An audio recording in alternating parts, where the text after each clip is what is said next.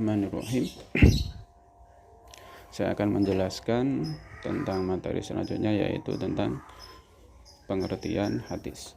Kalau di pelajaran sebelumnya kita mempelajari tentang pengertian ilmu hadis, sekarang kita ke hadis. Di hadis secara bahasa itu dapat diartikan sebagai jadid, baru, khabar atau berita, atau sesuatu yang baru. Ini yang ada di kota ini kalian baca ya. Jadi bisa berarti berita, sesuatu yang baru atau jadid. Kemudian secara istilah definisi adalah ma udhifa ilan nabi sallallahu alaihi wasallam min qaulin aw fa'ilin aw fi'lin aw taqririn aw sifatin, yaitu segala sesuatu yang disandarkan kepada Nabi Muhammad sallallahu alaihi wasallam, baik yang berupa perkataan, perbuatan, pernyataan, takrir atau sifat. Jadi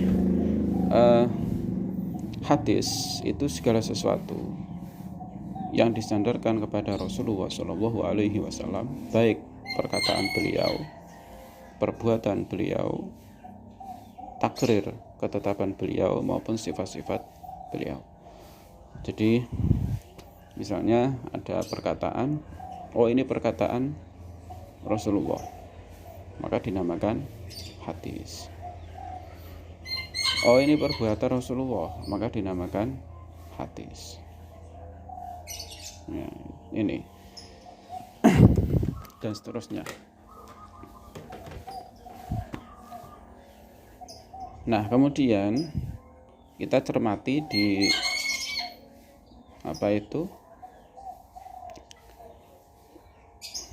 di definisi ini, bahwa ada di situ ya, di situ di definisi ini ada 4 unsur ya. Yang pertama adalah qaul, perkataan, kedua fi'lun, perbuatan, ketiga takrirun, sifat, dan yang keempat adalah takrirun, ketetapan, dan yang keempat adalah sifatun, sifat. Sifatin ya, sifatin, sifat. Ada 4 unsur. Nah, keempat unsur ini apabila disandarkan kepada Rasulullah, maka dinamakan hadis marfu. Ya, keempat unsur ini ya, perkataan, perbuatan, ketetapan, dan sifat, apabila disandarkan kepada Rasulullah maka dinamakan hadis marfu. Kalau disandarkan kepada para sahabat maka dinamakan hadis mauquf. Kalau disandarkan kepada para tabi'in dinamakan hadis maqtu. Disandarkan itu begini.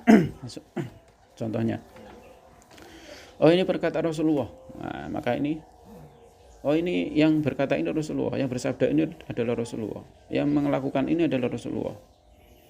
Nah, maka dinamakan hadis marfu. Ya. Dari mana dia tahu bahwa ini perkataan Rasulullah? Ya tentu saja dari periwayatan, dari qarinah atau tanda-tanda yang ada di dalam hadis tersebut. Kemudian apabila disandarkan kepada sahabat, misalnya, oh ini perkataan para sahabat, maka dinamakan hadis mauquf, dan seterusnya ya, sampai tabi'in. Kemudian kita sampai ke macam-macam ilmu hadis. Jadi ilmu hadis itu juga ada macamnya ya. Ada 2 macam ilmu hadis. Jadi perkembangan hadis itu kan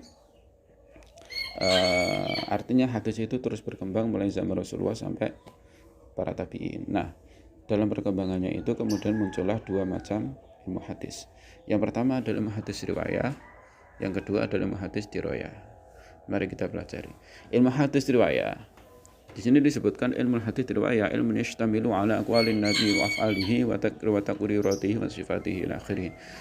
Jadi ilmu hadis riwayah itu adalah ilmu hadis, adalah ilmu yang pelajari ya, adalah ilmu yang pelajari hadis-hadis yang disandarkan kepada Nabi Muhammad Shallallahu Alaihi Wasallam, baik yang berupa perkataan, perbuatan, ketetapan, dan sifat-sifatnya, baik yang menyangkut tentang segi periwayatannya, hafalan riwayatnya, dan penulisan lafal-lafalnya. Nah, jadi yang dinamakan hadis riwayah adalah ilmu yang mempelajari tentang hadis-hadis yang disandarkan kepada Rasulullah Shallallahu Alaihi Wasallam. Jadi yang dipelajari itu hadis-hadisnya, ya, hadis-hadis Rasulullah. Dari segi apa? Dari segi periwayatan, ya. dari segi penerimaan hadis dan juga dari segi penyampaian hadis, juga dari segi cara pembukuan hadis.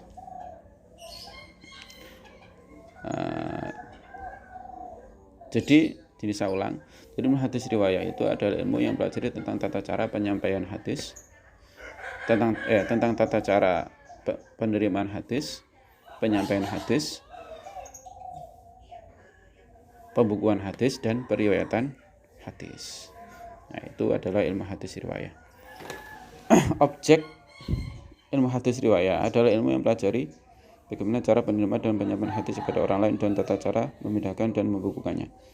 Ini sudah ya, jadi objek kajian atau objek ilmu hadis adalah cara penerimaan dan penyampaian hadis kepada orang lain dan tata cara pemindahan atau periwayatan ya, dan pembukuannya. Adapun manfaat mempelajari ilmu hadis riwayah adalah untuk menghindari adanya kesalahan dalam mengakses dan menukil hadis dari narasumber utamanya, yaitu baginda Nabi Muhammad SAW.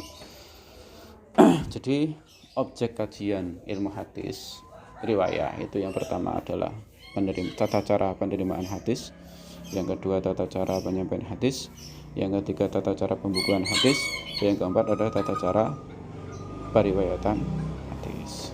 Artinya bagaimana? Artinya dalam meriwayatkan hadis itu harus sesuai dengan kaidah. Jadi misalnya kalau ada orang itu meriwayatkan hadis itu hanya matanya saja tanpa sanadnya, maka ini tidak sesuai kaidah. Maka nanti hadisnya dianggap putus, ya. Nah, seperti itu contohnya. Ya, jadi harus disertakan sanadnya.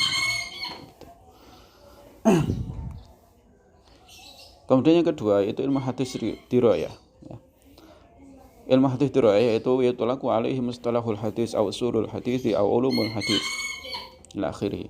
Jadi ilmu hadis dirayah itu sama saja dengan pengertian ilmu mustalah hadis atau juga ilmu usulul hadis atau juga ilmu hadis. Ilmu hadis dirayah adalah ilmu yang pelajari tentang kaidah-kaidah agar dapat diketahui keadaan sanad dan matan hadis dari ketentuan hadis yang dapat diterima maupun hadis-hadis yang ditolak. Jadi ilmu hadis dirayah ini beda dengan ilmu hadis riwayah tadi ya. Jadi kalau yang riwayah tentang periwayatan, sekarang yang dirayah itu tentang kaidah-kaidah untuk mengetahui keadaan sanad, matan, ya, sanad dan matan dari hadis-hadis yang dapat diterima maupun hadis-hadis yang dapat ditolak. Begini saya jelaskan. Jadi ilmu hadis dirayah itu mempelajari tentang kaidah-kaidah. Jadi ada kaidah-kaidah tertentu yang dirumuskan oleh para ulama ilmu hadis untuk mengetahui keadaan para rawi atau sanad hadis. Ya. Jadi kaidah tersebut digunakan untuk mengetahui keadaan sanad. Sanad itu apa? Yaitu urut-urutan para rawi yang menyampaikan hadis dari Rasulullah sampai ke rawi terakhir. Nah, jadi sanad itu isinya adalah para rawi. Jadi yang dibahas, ya, yang diteliti yaitu para rawi. Ya. Jadi sanad itu isinya adalah para rawi. Jadi yang dibahas adalah para rawi. Kemudian yang kedua yaitu matan hadis. Jadi yang kedua juga yang dibahas adalah matan hadis. Nah, jadi begini, misalnya, dalam membahas rawi itu bagaimana?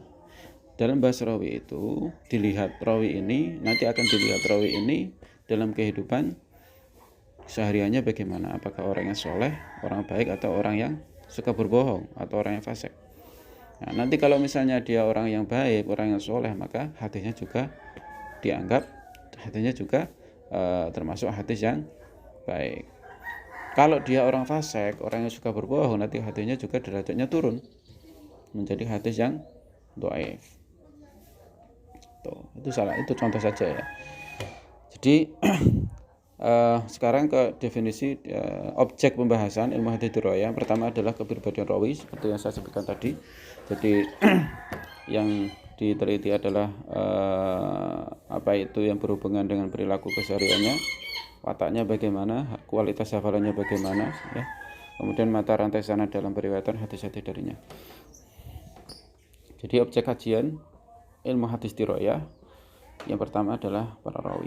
Maksudnya rawi tersebut itu rawi yang baik, agamanya bagus, kepribadiannya bagus, soleh atau tidak, hafalannya bagus atau tidak, kemudian track recordnya dalam periwayatan itu bagaimana. Itu yang dibahas di dalam ilmu hadis riwayah. Nanti kalau sudah diketahui semuanya, maka kita nanti bisa menentukan hadis ini sahih atau tidak, ya. Karena sahih dan tidaknya hadis itu berhubungan erat, ya, dengan sanad maupun matan hadis. Yang kedua yang diteliti atau menjadi objek pembahasan dari ilmu hadis riwayah, ya, adalah matan hadis. Nah, matan hadis tersebut, matan hadis itu adalah ya hadis itu sendiri, artinya qaul Rasulullah, ya. Jadi yang dinamakan dengan matan hadis adalah sabda Rasulullah. Diteliti apanya? Dari segi kesahihan maupun kedhaifannya. Apakah dia itu bertentangan, apakah dia itu tidak bertentangan dengan Al-Qur'an atau bertentangan?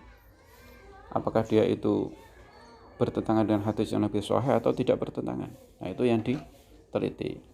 Nah, kemudian kalau sudah diteliti, maka bisa mengetahui derajat hadis tersebut. Adapun manfaat dari mempelajari hadis riwayah adalah untuk mengetahui perkembangan hadis dan ilmu hadis dari masa ke masa, dari masa Rasulullah SAW hingga saat ini. Selain itu juga untuk mengikuti rekam jejak usaha para ulama terdahulu dalam mengumpulkan, memelihara dan meriwayatkan hadis. Saya kira demikian dulu. Kalau ada pertanyaan silakan ditanyakan. Wallahu a'lam bishawab.